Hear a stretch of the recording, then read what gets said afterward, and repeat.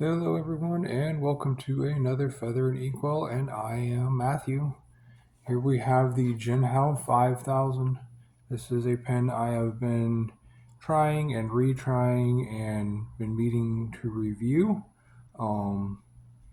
This is pretty much the pen that my website looked like when I set it up. So if you are not familiar with, another drop in the bucket is my backbone support page.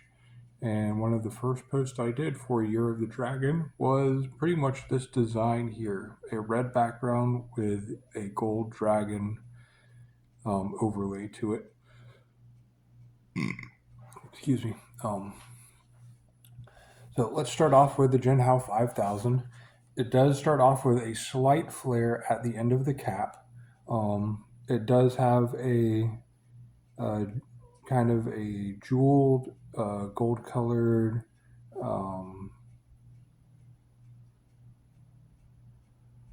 cap jewel, a gold colored clip, which is springy and usable. I would say you could put it on almost anything. The nice smooth underside of the clip allows it to go on most clothes without any kind of catch. It is a little bit stiff, but overall I feel like it works fairly well. It is very smooth, so you're not likely to cut yourself on any sharp edges. It is just, I feel like it has a catchy mechanism in there, but it is just a push on. Yep, it does snap and it does have a catching mechanism, but it is not a screw-on cap, unlike a lot of other pens from Jinhao. This is also kind of like a blind cap, or not even really a blind cap, it's a faux finial, because this is a cartridge converter. And so, being a cartridge converter pen, this is strictly just an end-place end cap that happens to match the top finial.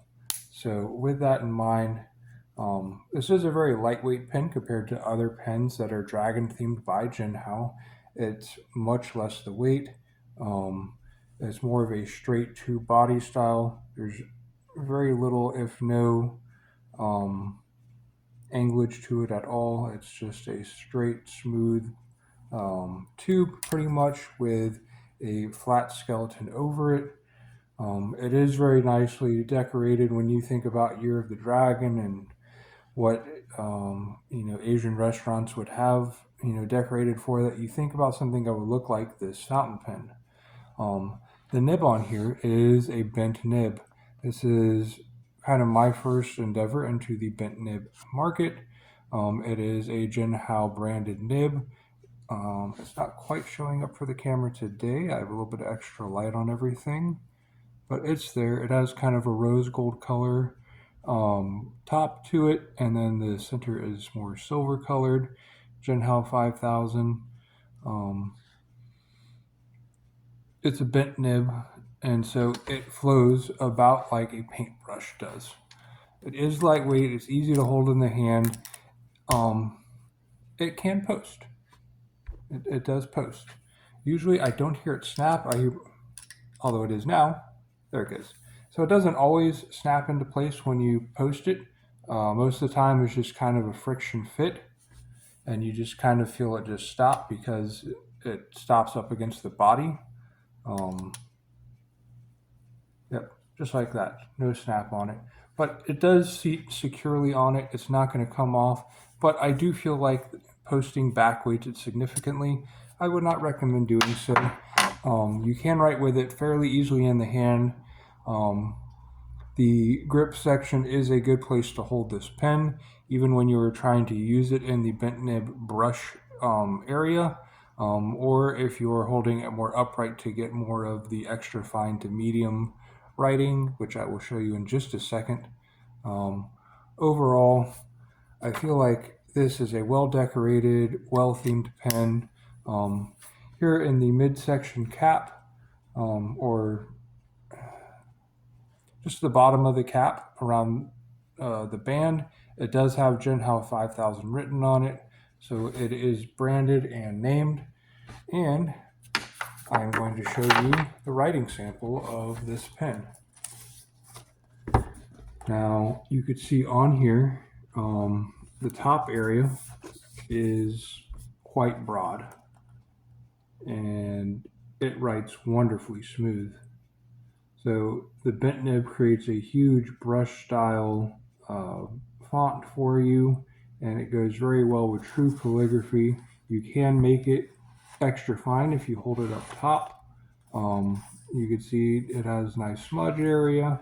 Some basic facts about it. Uncapped, it is 4 3/4 inches. It is a push to post, like I said, it's not threaded. When you post it, it is 6 1/4 inches in hand. It does backweight it, so I don't necessarily recommend posting it. The nib that it comes with is very smooth writing. Whether you're on the 45 bent, that writes more like a brush. I will say it's a little bit uncomfortable to hold it in the fine style for very long, but that is not the point of this particular nib, and that too is smooth. It does keep up very well with speed writing. It does put out a lot of ink, and if you're going to write with a bent nib, I recommend some kind of shading and sheening. I will show you the ink I paired with it today is the Diamine Ekindle, which is a special out of China, I believe. This is what it looks like pre-shaken. It does look red in the bottle, which is a little bit deceiving. It comes out a very yellow, bright orange. And when you shake it, which even when I shake it in my pen, this is what it looks like shaken. So it has a lot of shade and shimmer and sheen, and it looks very fantastic this way. I shook the bottle before I inked it, and I shook the pen before I wrote with it. And even though I don't have a camera to sufficiently show you, the sparkle does come out on the page, of course, with this thick a line. And not only that, it shades where there is more ink, so it goes from that kind of yellow orange to a nice bright red in spots where it was a little bit more heavy. In addition, it does have that gold and red shimmer to it, so overall I felt like this was just an ultimate pairing of pen and ink and nib, and it is glorious.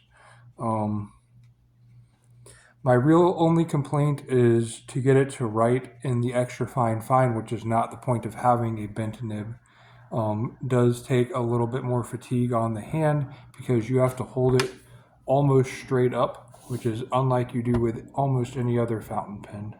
But like I said, that is not the point of having a bent nib. The point of the bent nib is in fact to write in very large calligraphy. It's pretty much to imitate a paintbrush. That is the point. Literally, that is the point of having a bent nib, which doesn't really have much of a point to it. It's more of a triangle. It's a nice smooth shape. Everything was performed well. The feed keeps up with it. The ink flows nicely despite being a massive shade and shimmer ink.